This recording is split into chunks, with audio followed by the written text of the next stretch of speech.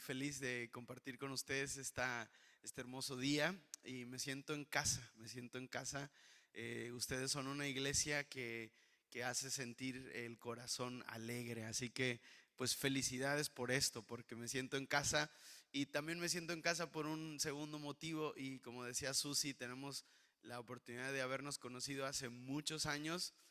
No sé si Susi recuerde, pero ella fue mi maestra en el seminario, creo que algo como inglés o algo así.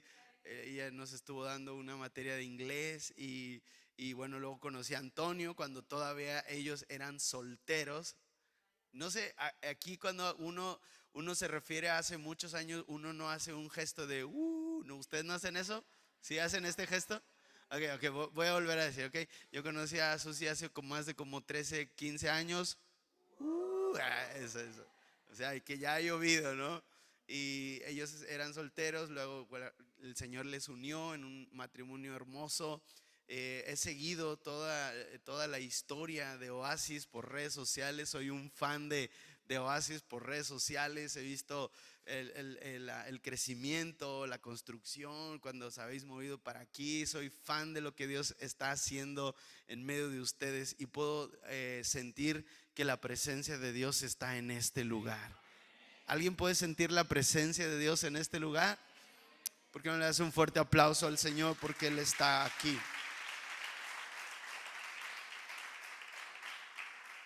¿Por qué más me siento en casa? Porque, bueno, aquí veo a los chicos del seminario, les vi hace pocos días ahí en el seminario y estoy feliz por verlos aquí. En mi generación nos mandaban por todas las iglesias de Andalucía el domingo y nos repartíamos por muchas partes a hacer obra y a cantar y a ayudar. Así que para mí es muy feliz verles aquí, chicos. Y también está aquí Fanny, que es una gran amiga mía. Está su madre, su hermana, y me siento en casa, de verdad. Yo sé que Dios está haciendo cosas muy lindas. Fanny y yo nos graduamos de la misma generación y bueno, ver lo que Dios está haciendo en medio de ustedes me hace sentir muy feliz. Dios está en Córdoba. ¿Cuántos dicen amén a esto? Muy bien, quiero que abran su Biblia. Hay un pasaje que quiero compartir con ustedes. Como dijo Susi, mi esposa está allí con el niño. Nosotros tenemos un niño de 3 años. Está en la etapa que es un terremoto. No lo podemos dominar absolutamente con nada. Estamos en ayuno y en oración a que Dios nos dé la capacidad, ¿verdad? Los que fueron padres de niños de esa edad me entenderán y los que están en esa fase también me pueden comprender. Miquel es un milagro de Dios. Mi esposa, antes de tener a Miquel, perdió a 3 bebés. Nosotros pasamos un periodo de 7 años sin poder tener familia y prácticamente cuando habíamos pues perdido la esperanza, no que no creyéramos en el poder de Dios, sino habíamos asumido quizás que era la voluntad de Dios no darnos familia. Y precisamente a comienzos del 2020, antes de que comenzara la pandemia, mi esposa se abrazó de una palabra que Dios en un tiempo de intimidad le dio y ella le dijo al Señor: Señor, solamente quiero que me digas si me vas a hacer madre, sí o no. Si tú me vas a hacer madre, Señor, yo me voy a abrazar a esa promesa hasta que tú la cumplas. Y si tú me dices que no voy a ser madre, como quiera te voy a adorar, te voy a exaltar, voy a bendecir tu nombre, pero quiero saber si voy a ser o no madre. Entonces el Señor le habla a mi esposa en intimidad por medio de la palabra, algunos sueños que ella tuvo, algunas personas que vinieron a hablarle de parte de Dios, y el Señor habló y dijo que Él nos iba a dar familia. Y sabe, ella estaba muy convencida. El que estaba un poco incrédulo era yo. Yo estaba un poco incrédulo. En mi mente estaba el dolor, en mi mente estaban las pérdidas, en mi mente estaba ir al médico y recibir la noticia de que no había vida en el vientre de mi esposa. 3 veces nos ocurrió. La tercera fue muy dolorosa porque pudimos ver al bebé, pudimos escuchar su corazón, fue desgarrador. Y cuando viene ella y me dice: Dios me habló y me dijo que Él nos va a dar familia, pues aquí este predicador, como lo ven, tuvo poca fe. Tuve poca fe, hermanos. Y yo le dije al Señor: Señor, ¿qué está pasando? Yo quiero estar convencido que tú vas a hacer la obra en nuestras vidas. Entonces, en un tiempo de oración, el Señor me lleva a ese pasaje donde está Ezequiel en el valle de los huesos secos. ¿Usted lo recuerda? Y entonces Ezequiel le pregunta al Señor: ¿pueden estos huesos cobrar vida? Y Ezequiel responde al Señor: estos huesos cobrarán vida si tú quieres que estos huesos cobren vida. Y entonces el Señor le dice a Ezequiel: profetiza al Espíritu, ven de los cuatro vientos y trae vida. Y entonces el Señor habla a mi corazón y me llama: incrédulo, si yo hice crecer hueso sobre hueso y carne sobre los huesos y puse espíritu de vida sobre los huesos, ¿acaso no crees que yo puedo traer vida al vientre de tu esposa? Entonces yo le dije: Señor, yo lo creo. Subí rápidamente, abracé a Ilse, le dije: mi amor, creo en la palabra, pongamos manos a la obra. Y 9 meses después, para la gloria y honra de Dios, nace Miquel Samuel, para demostración de que tenemos un Dios de poder. Un Dios de poder. Quiero que vayas conmigo al primer libro de Samuel. Primer libro de Samuel. Quiero llevarte aquí a una historia que ha bendecido mi vida de una manera muy especial. Y aunque voy de manera muy rápida, vamos a abordar los primeros 4 capítulos del libro de Samuel. Solamente quiero leerte 2 pasajes clave que creo que son el ancla del mensaje que quiero entregarte. Quiero contarte esta historia. El primer texto se encuentra en el capítulo 4, primer libro de Samuel, capítulo 4, versículos 21 y 22. Y luego vamos a ir al capítulo 3, versículos 19 al 21. Pero primero quiero leer capítulo 4, primer libro de Samuel, capítulo 4, versículos 21 y 22. Y dice así: y llamó al niño Icabod. Yo quiero que digan conmigo: Icabod. Y llamó al niño Icabod, diciendo: traspasada es la gloria de Israel, por haber sido tomada el arca de Dios y por la muerte de su suegro y de su marido. Dijo pues: traspasada es la gloria de Israel, porque ha sido tomada el arca de Dios. Ahora voy a ir al capítulo 3, versículos 19 y al 21. Dice: y Samuel creció, y Jehová estaba con él, y no dejó caer a tierra ninguna de sus palabras. Y todo Israel, desde Dan hasta Beersheba, conoció que Samuel era fiel profeta de Jehová. Y Jehová volvió a aparecer en Silo, porque Jehová se manifestó a Samuel en Silo por la palabra de Jehová. Me encanta lo que dice el versículo 21. Y Jehová volvió a aparecer en Silo. Jehová volvió a aparecer en España. Jehová volvió a aparecer en Andalucía. Jehová volvió a aparecer en Córdoba. ¿Alguien dice amén a esto? ¿Alguien lo puede creer? ¿Alguien puede decir gloria a Dios?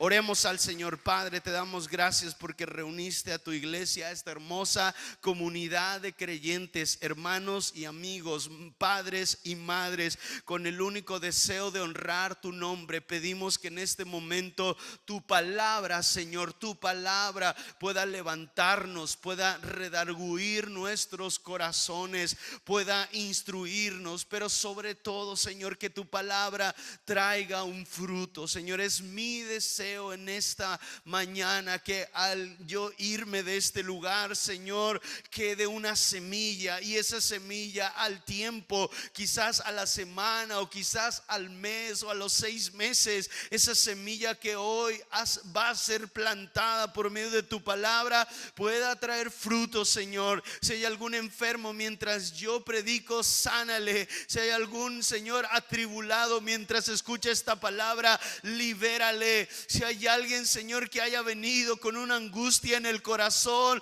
oh Espíritu de Dios, yo clamo delante de tu presencia y pido que las ventanas de los cielos se abran sobre Iglesia Oasis, Señor. Oh Padre, estás haciendo cosas gloriosas en medio de tu iglesia y clamamos a ti, Señor, para que las almas se salven, Señor. Queremos ver a las almas salvarse, Señor. Que los jóvenes que están aquí sean confrontados con tu Espíritu Santo, que los matrimonios sean restaurados, que el corazón de los padres vuelva a los hijos, Señor, y que tu reino se establezca en medio de esta comunidad. Que la luz de Cristo brille, que la luz de Cristo brille en Córdoba, que la luz de Cristo brille en esta comunidad, y que la gente que pasa por aquí fuera, que los familiares de mis hermanos que están hoy aquí puedan decir: es que tú eres distinto, hay algo diferente en ti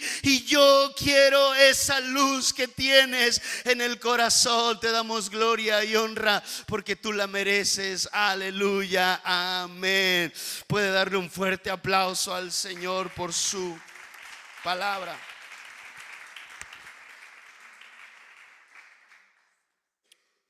Quiero comenzar esta historia por el final. El final es el primer versículo que hemos leído. El pueblo de Israel enfrenta a sus enemigos número uno. ¿Quién me dice quiénes eran los enemigos número uno del pueblo de Israel? Empieza por F, les voy a dar una pista. Empieza por F. Los filisteos. Así que una vez más se enfrentan en batalla el pueblo de Israel en contra de los filisteos, y están en una guerra impresionante. Ellos están batallando y de pronto el pueblo de Israel empieza a ver que los filisteos están venciendo en la batalla. Esa batalla termina con una gran mortandad dentro del pueblo de Israel, al menos 10,000 soldados muertos. Así que en un acto, en una estrategia de guerra, el pueblo de Israel se replega y hacen una estrategia de guerra nueva. Entre ellos hay uno que dice: hey, traigamos el arca del pacto. Yo quiero que ustedes digan conmigo: el arca del pacto.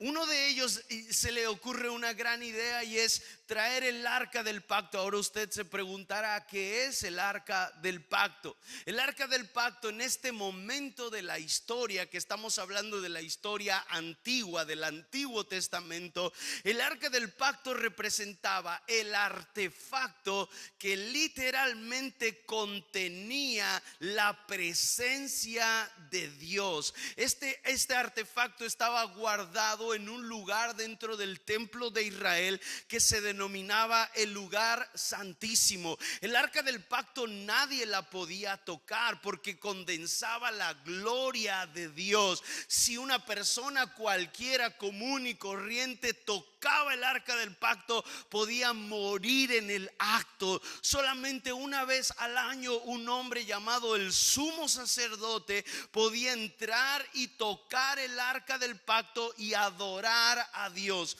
Así que miren esto: estaban en el campo de batalla y uno de ellos dice: traigamos el arca del pacto al campo de batalla. Cuando él da esta idea, todos los demás dicen: claro, porque el arca del pacto en el campo de batalla nos va a asegurar una victoria. Así que mandan a traer el arca del pacto los hijos del sacerdote Elí. Digan conmigo: Ovni y Fines.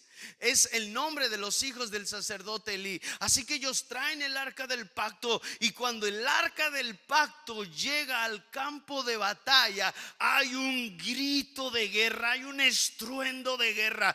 Ustedes vieron esa película de los Vengadores, una de las últimas películas de los Vengadores, cuando están todos los Vengadores en Wakanda y están a punto de morir todos, y de repente, como un rayo, llega llega Thor con esta hacha muy moderna. Y yo cuando yo fui a ver el estreno de esta película, y cuando entra Thor en esa escena con una espada que es como una especie de hacha, y lanza el hacha, todo el cine, literalmente todo el cine, la sala donde yo estaba, empezaron a gritar.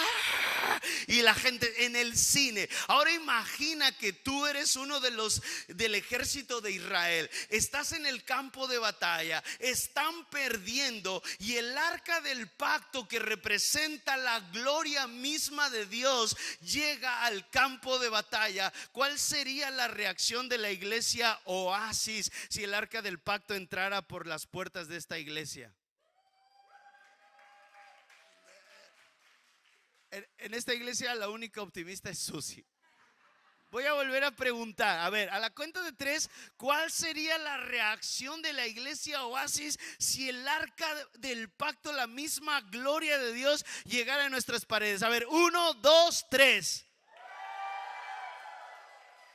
Claro, y entonces se vienen arriba. El arca del pacto está en el campo de batalla, y mientras ellos hacen esto, los filisteos, el ejército contrario, está temblando. Ellos dicen: ahora sí estamos perdidos, ahora sí el pueblo de Israel va a ganar, porque ellos sabían lo que el arca representaba. Es más, había otros momentos, otras historias donde el arca había llegado al campo de batalla y los ejércitos contrarios se habían quedado aplastados, pero uno entre los filisteos les llama la atención y les dice: hey, colegas, que ellos son hombres igual que nosotros, y es más, nosotros somos más en número, les hemos ganado ya y les podemos ganar otra vez. Levantémonos, hombres valientes filisteos. Y entonces Israel viene, los filisteos vienen y vuelve a chocar. Los israelitas creen que por el hecho de que el arca del pacto esté en el campo de batalla, ahora ellos van a ganar la guerra. Pero poco a poco se empiezan a dar cuenta que los filisteos les están masacrando, peor que antes. Y la mortandad de esa guerra no fueron 10,000, sino fueron más de 30,000 hombres muertos. De entre esa masacre hay uno que puede salir con dificultades del campo de batalla. Llega a Silo, que era la ciudad donde estaba el templo de Israel, y era donde estaba el sacerdote Elí. Toda la gente por Silo y Jerusalén, escuchando la voz de este chico que decía: los filisteos nos han vencido, han muerto 30,000 hombres. Los hijos del sacerdote Elí, quienes transportaban el arca del pacto, han muerto. Los filisteos han vencido. Y lo más triste, lo más doloroso, lo más lamentable: el arca del pacto ha sido robada. Esto lo escucha el sacerdote Elí. Y dice esta historia que de la impresión, él estaba en una mecedora, dice que ya era un hombre ciego, anciano, de la impresión de escuchar que 30,000 hombres habían muerto, sus hijos habían muerto, y el arca del pacto de Dios había sido robada. De la impresión, él se cae hacia atrás, se pega en la nuca y muere. Detrás del sacerdote Elí estaba una de las esposas de su hijo, una de sus nueras, que estaba encinta, estaba embarazada, a punto de dar a luz. Claro, aquella mujer recibe una noticia impactante, una noticia que hace que todo su mundo se venga abajo. 30,000 hombres muertos, su esposo muerto, su suegro muerto, y el arca del pacto ha sido robada. Aquella mujer encinta, le empiezan a venir los dolores de parto de la impresión, y en el acto da a luz a un hijo. Una mujer que estaba a su lado ayudándole le dice: tranquila, has dado a luz a un varón. Esto significa que el linaje sacerdotal puede continuar, pero de ella solo puede salir una frase, hay una palabra que sale de los labios de esta mujer, y es como ella decide nombrar a su hijo. Cuando ella ve a aquel pequeño nacer, ella tiene dolor en el corazón. Su mente, su mundo, toda su realidad se vino abajo. Mira al niño y solo puede pronunciar esta palabra: Icabod, Icabod, Icabod, que en hebreo significa la gloria de Dios ha sido robada, la gloria de Dios ha sido traspasada. Quiero decirte algo de parte de Dios, iglesia, y así comienza esta historia. En la actualidad está habiendo Icabod de muchas partes del mundo. Hay mucha gente que aplaude, hay mucha gente que ora, hay mucha gente que se reúne, pero no por estar reunidos significa que Dios está en medio de nosotros. En muchas partes del mundo está habiendo Icabod, pero quiero decirte algo de parte de Dios, algo que siento en mi espíritu, y es que entre tus paredes, Oasis, no habrá Icabod. Entre tus paredes habrá gloria, habrá poder, habrá salvación, habrá sanidad, habrá restauración. Quizá en este momento hay alguien que puede decir: yo me siento identificada con esa mujer. Mi mundo se ha caído, se ha derrumbado, mi matrimonio se ha venido abajo, mi empresa está arruinada. Quizás tus palabras sean Icabod, Icabod. Esto es como: ¿dónde estás, Dios? Como una expresión de auxilio. Pero la pregunta real, la pregunta más importante de esta historia es: ¿cómo ocurrió esto? ¿Cómo llegamos a esto? ¿Qué es lo que pasa en Israel para llegar a este punto, para llegar a este momento tan terrible? ¿Qué es lo que ocurre en medio de las paredes de esta iglesia llamada la iglesia en Silo? Y es que esta historia es la muerte de una iglesia, la ruina de una iglesia, la crisis de una iglesia, pero al mismo tiempo, escucha, al mismo tiempo es el nacimiento de una nueva iglesia gloriosa, una iglesia que resurge de en medio de las cenizas, una iglesia guiada por el Espíritu de Dios, una iglesia que ve lo sobrenatural de Dios, una iglesia que crece, una iglesia joven, una iglesia que desea que las almas se salven. En esta historia se cuentan dos historias: la muerte de una iglesia, la crisis de una iglesia y el nacimiento de una nueva iglesia gloriosa. Así que, ¿cómo nace? Más bien, ¿cómo empieza a morir esta iglesia?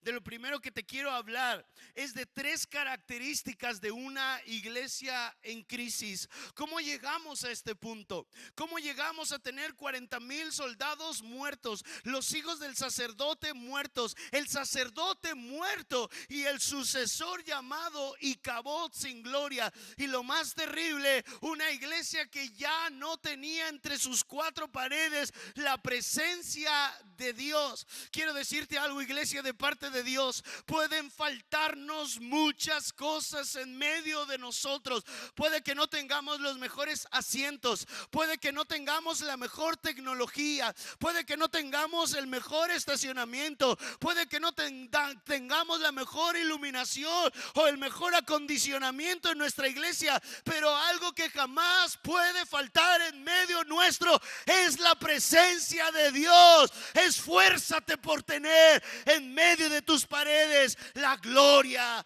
de Dios. Si tienes esto, lo tienes todo. ¿Cómo pasó esto? ¿Cómo pasaron de ser una iglesia gloriosa a ser una iglesia en crisis? tres aspectos principales. Número uno, había una falta de discernimiento. Di conmigo, falta de discernimiento.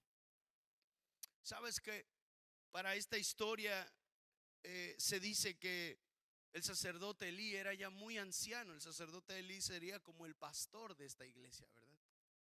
Era ya un hombre muy anciano.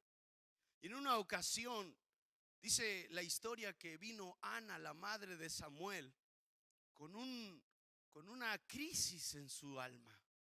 Así que Ana llega al templo y Ana estaba tan conmovida, tan herida, tan entristecida, que ella empezó a llorar, pero no un llanto cualquiera, no un llanto desenfrenado.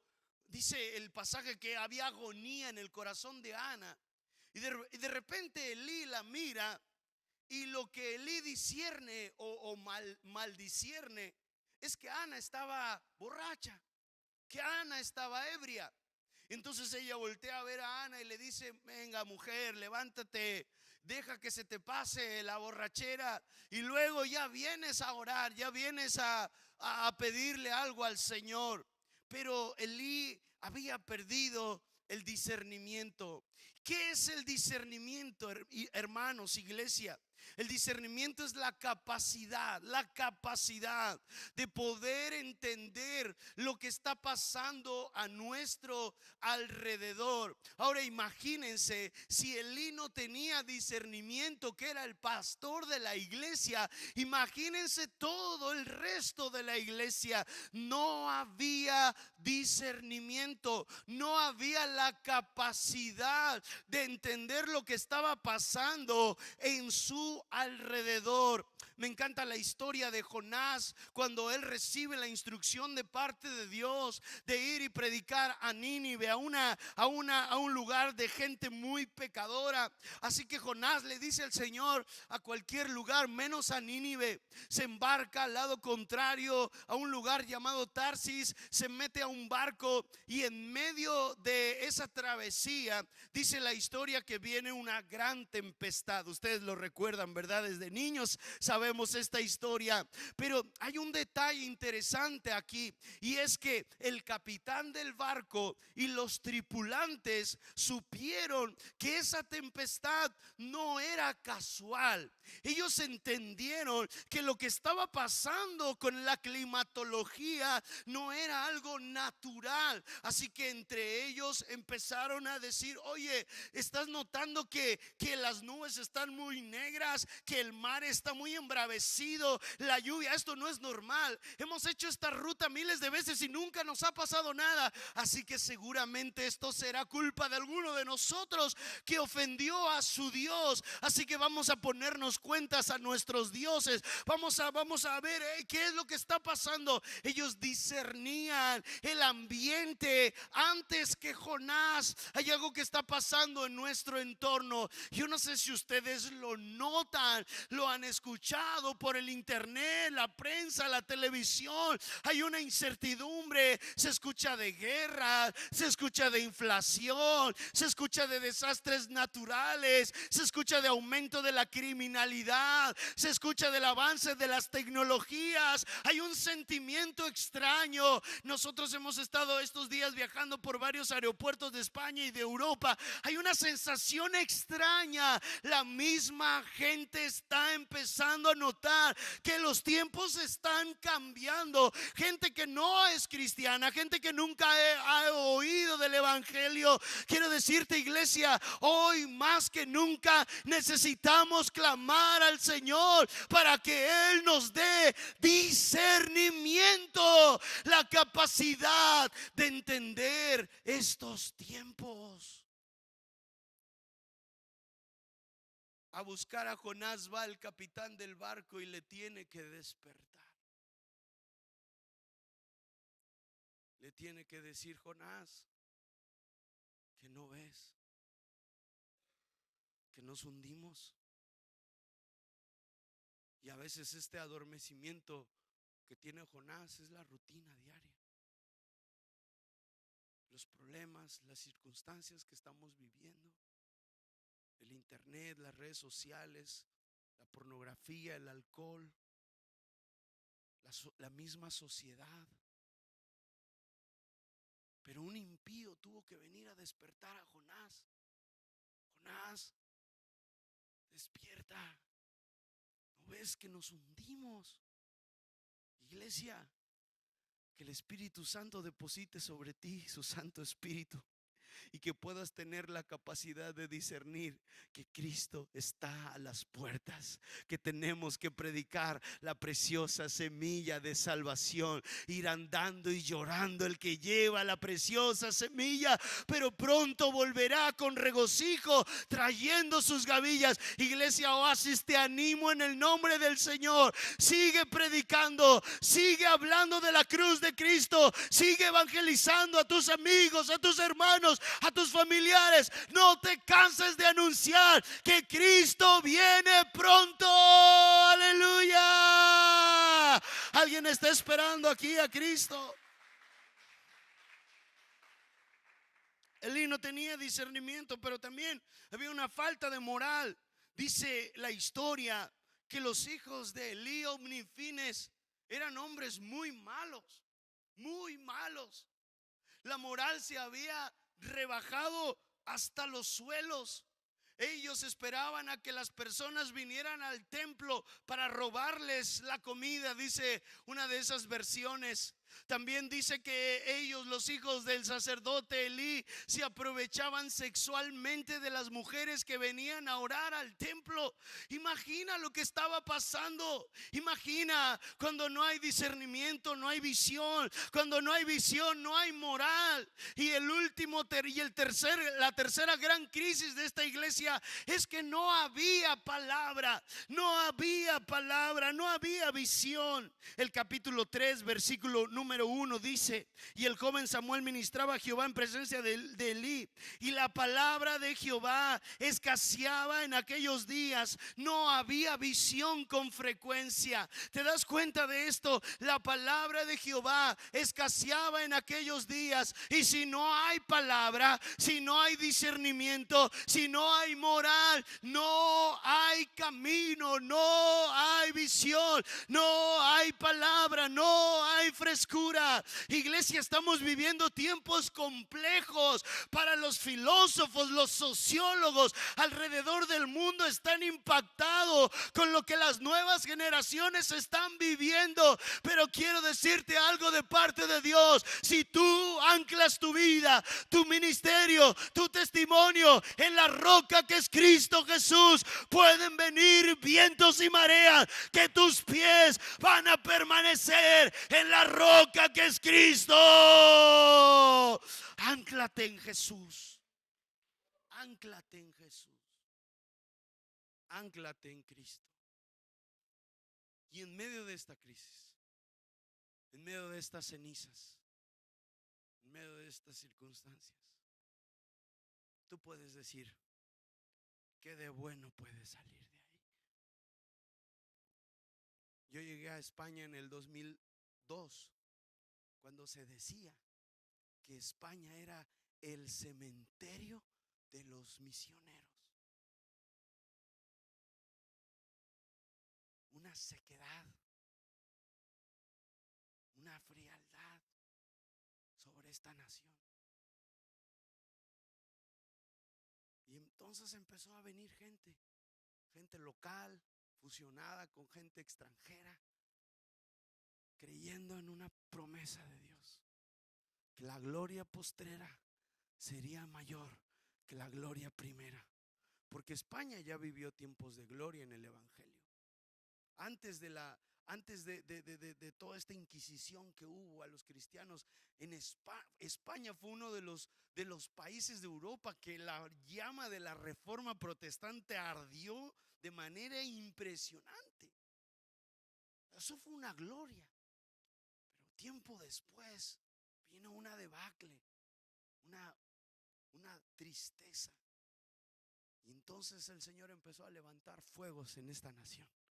Empezó a levantar hombres, mujeres con visión, gente que venía de fuera, gente de aquí mismo, que empezó a creer en que la gloria postrera sería mayor que la gloria postrera, que la gloria que vendría sería mayor que la gloria que un día hubo. Y saben, yo después de 12 años volví el año pasado, y cuando llegué a España, yo no podía creer lo que mis ojos estaban viendo.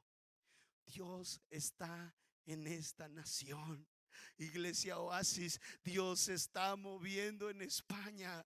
Llevo 2 años recorriendo España de norte a sur, de este a oeste. No es un evento aislado, no es una iglesia aislada. El fuego del Espíritu de Dios está en medio de esta nación. Los ojos de España están sobre ustedes, iglesia.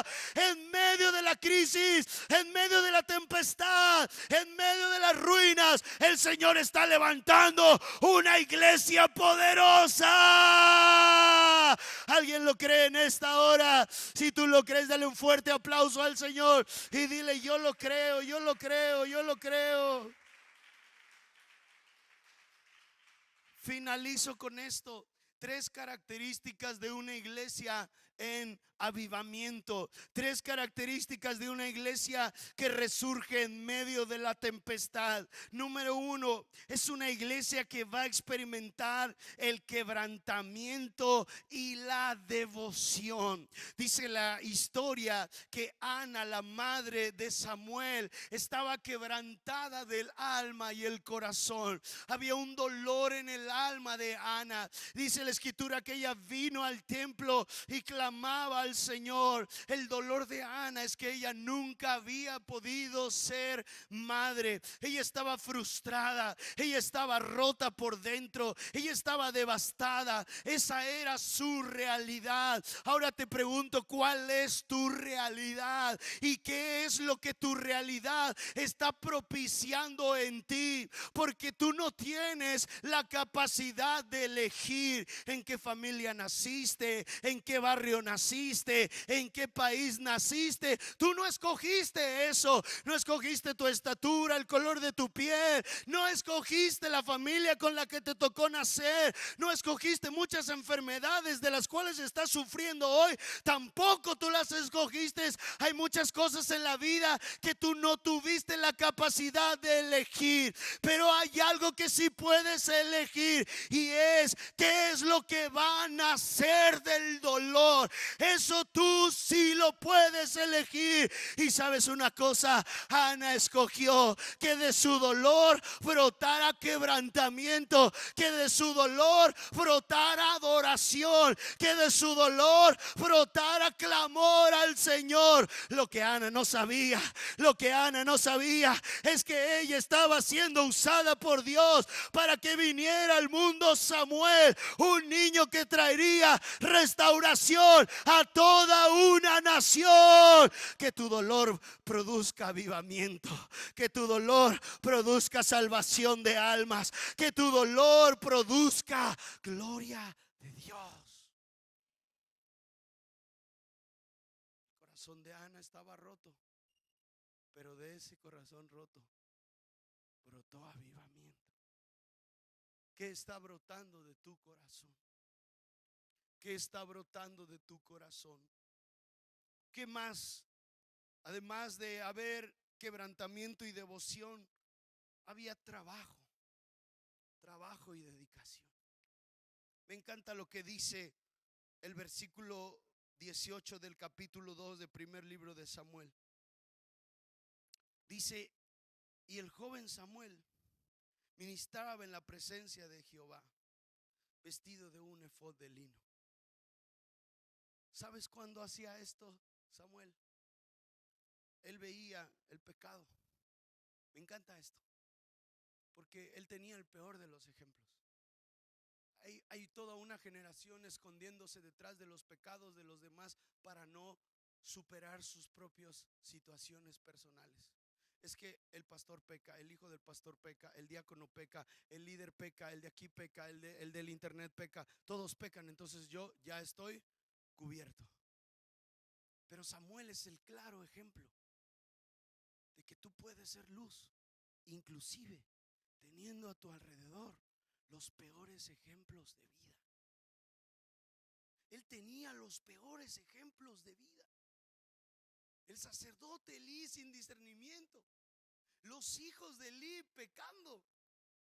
Él pudo haber dicho: venga, venga fiesta, venga, total, ¿qué más da? Pero dice que cada mañana, escucha esto porque esto conmueve mi corazón. Cada mañana, claro, ustedes si no lo recuerdan, yo les comento, Samuel vivía en el templo junto a Elí y junto a sus hijos. Su madre Ana, cuando él nace, lo entrega al Señor y le dice: Señor, si tú me das un hijo, yo te lo entrego, te lo doy. Lo dedicó al Señor y lo entregó al templo. Así que Samuel creció viendo de los peores ejemplos de su vida: a los hijos del sacerdote pecando, al sacerdote pecando, la gente pecando. Pero dice que cada mañana él se levantaba y se ponía el efod de lino. Me encanta porque el efod era la vestimenta de adoración al Señor. Cada mañana, no importando los malos ejemplos que él veía a su alrededor, él decía: hoy me voy a poner el efod. Y al día siguiente seguía viendo los malos ejemplos y él decía: yo me voy a poner el efod. Y al día siguiente él veía el pecado, veía la maldad y decía: a mí no me importa lo que los demás hagan, yo voy a servir al Señor. Se ponía el efod y ministraba al Señor. Necesitamos que el Señor levante una iglesia que quiera servir al Señor a pesar de todo lo que esté pasando a nuestro alrededor. Que tengamos la disposición, que tengamos la entrega y el corazón. Cada mañana Samuel se despertaba, se ponía su efod y decía: Señor, te voy a adorar, te voy a servir, voy a servir lo que tú me has dado, Señor. Y por último, había integridad. Este es lo último. Dice el capítulo 2 de primer libro de Samuel, versículo 26: y el joven Samuel iba creciendo y era acepto delante de Dios y delante de los hombres. En el versículo 35 del mismo capítulo 2, el Señor habla acerca de Samuel y dice: yo me suscitaré un sacerdote fiel que haga conforme a mi corazón y a mi alma, y yo le edificaré casa firme, y andará delante de mí su ungido todos los días. Quiero cerrar con este pasaje, primer libro de Samuel, capítulo 3, versículo 19 al 21. Dice así, con esto cierro: y Samuel creció, y Jehová estaba con él, y no dejó caer a tierra ninguna de sus palabras. Quiero hacer una pausa aquí, Iglesia Oasis, y quiero preguntarte: ¿Dios te ha hecho promesas? Es una pregunta. ¿Dios le ha hecho promesas a esta iglesia? Entonces recibe esta palabra de parte de Dios: no dejó caer a tierra ninguna de sus palabras. ¿Esto qué significa? Esto significa que Dios cumplirá sus promesas. ¿Alguien dice amén a esto? ¿Qué más dice? Y todo Israel. Mira esto, porque la historia termina así. Termina con crisis, con muerte, con destrucción, el arca del pacto robada. Pero parece que en medio de las tinieblas surge una luz de esperanza.